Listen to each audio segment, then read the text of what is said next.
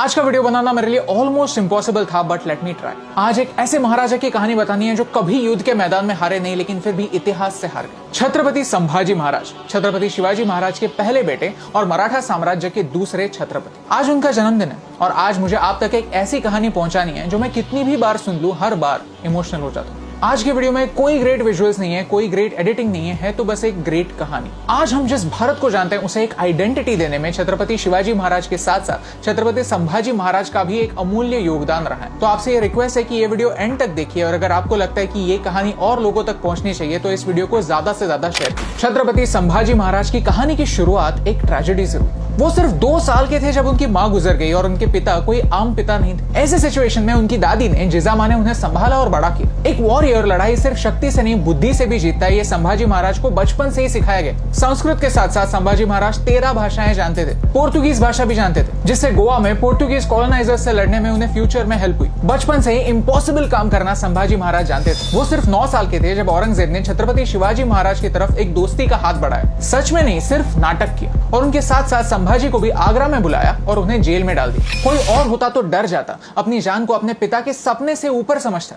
लेकिन छत्रपति संभाजी अलग थे। गिव अप करना कभी जानते ही नहीं थे और जिनके इरादे पत्थर से भी मजबूत होते हैं उन्हें कैद रखने की दीवारें कभी बनी नहीं। और एक 9 साल का बच्चा और उसके पिता औरंगजेब के लाखों सैनिकों के नाक के नीचे से बाहर निकले।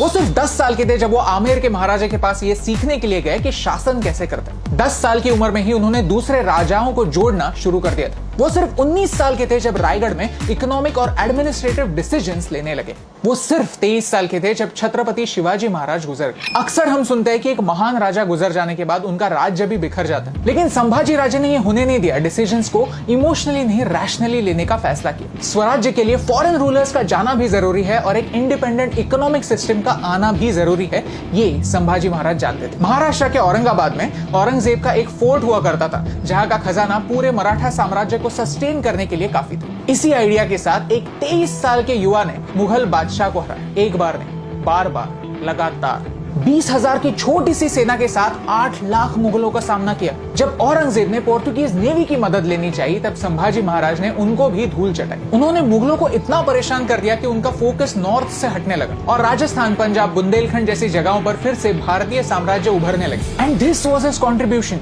This was his legacy. If Chhatrapati Shivaji Maharaj gave birth to the swarajya movement, then Chhatrapati Sambhaji Maharaj kept it alive. सिर्फ 9 सालों में छत्रपति संभाजी महाराज ने 120 लड़ाइयां लड़ी और एक भी नहीं हारी, लेकिन फिर भी अंत में अपनों ने ही उन्हें धोखा दिया। गणोजी शिर्के संभाजी महाराज की पत्नी येसुबाई के भाई थे। संभाजी राजे ने उन्हें वतनदारी देने से इनकार किया था। ये छत्रपति शिवाजी महाराज के पॉलिसी के अगेंस्ट था और संभाजी महाराज ऐसा कोई काम करना नहीं चाहते थे जो स्वराज्य के कॉन्सेप्ट के अगेंस्ट जाता हो। इसी बात का बदला लेने के लिए जब छत्रपति संभाजी महाराज एक सीक्रेट रास्ते से गुजर रहे थे तब गणोजी शिर्के ने ये इन्फॉर्मेशन औरंगजेब तक पहुंचा दी और संभाजी राजे पकड़े गए। किसी भी पॉलिटिकल प्रिजनर को एक डिग्निटी दी जाती है और संभाजी तो फिर भी राजा थे, फिर भी उन्हें टॉर्चर किया गया, फिजिकली नहीं मेंटली भी। औरंगजेब ने 3 शर्तें रखी। एक, कि संभाजी औरंगजेब को बादशाह मान ले। दूसरी ये कि मराठाओं का सारा खजाना मुगलों के हवाले कर। और तीसरी, संभाजी अपने धर्म को छोड़कर इस्लाम का स्वीकार करे। छत्रपति किसी भी कीमत पर इन कंडीशंस को एक्सेप्ट नहीं करने वाले थे। कोई चांस ही नहीं था, क्योंकि इन्हें एक्सेप्ट करना स्वराज्य को धोखा देने जैसा था। देखिए, अगला पार्ट सब लोगों की बस की बात नहीं है, तो अगर आप टॉर्चर के डिटेल्स को स्किप करना चाहते हैं तो यहाँ तक स्किप कीजिए। संभाजी महाराज को ऊंट पर उल्टा लटकाकर पूरे राज्य में घुमाया गया। लोगों को उन पर पत्थर मारने के लिए उकसाया गया, यहाँ तक उन पर पेशाब भी करने के लिए कहा गया। प्रिजन में 40 दिनों के लिए लगातार उन्हें टॉर्चर किया गया।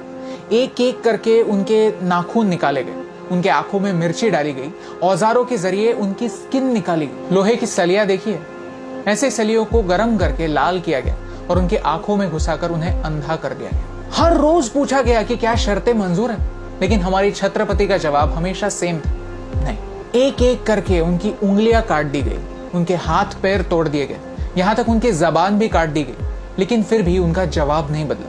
औरंगजेब ने उनके शरीर को तो तोड़ दिया था, लेकिन वो उनके जज्बे को तोड़ नहीं पाया। आखिर में उन्हें हिंदू रिचुअल्स के अनुसार अंतिम संस्कार तक नहीं दिया गया। उनके शरीर के टुकड़े कर करके उन्हें नदी में फेंका। Now, as you know the story, let me tell you why it's impossible.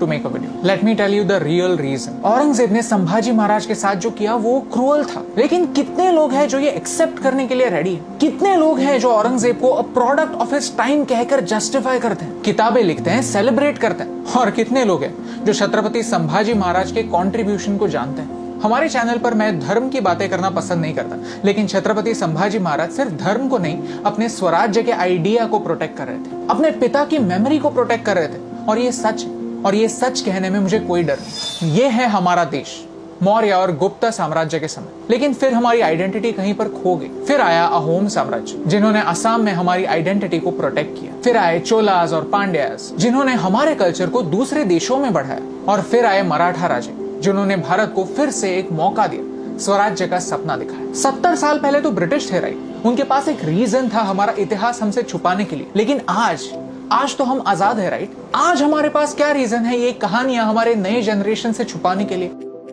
Chhatrapati Sambhaji महाराज एक प्रिजन में थे जब उन्हें वीर गति प्राप्त हुई, लेकिन फिर भी आज हम उन्हें फ्री कर सकते हैं, उनकी कहानी लोगों तक पहुंचा सकते हैं, उन्हें जिंदा रख सकते हैं। इस वीडियो के शुरुआत में मैंने एक झूठ बोला था कि छत्रपति संभाजी महाराज इतिहास से हार गए। ये सच नहीं, क्योंकि भले ही हिस्ट्री बुक्स उन्हें भूल गए हो, हमारी हिस्ट्री टीचर उन्हें भूली नहीं थी। जैसे जिजामा ने शिवाजी और संभाजी को बचपन में रामायण और महाभारत की कहानियां सुनाई थी, हमारी हिस्ट्री टीचर ने हमें उनकी कहानियां सुनाई थी, उन्हें जिंदा रखा था कहानियों के।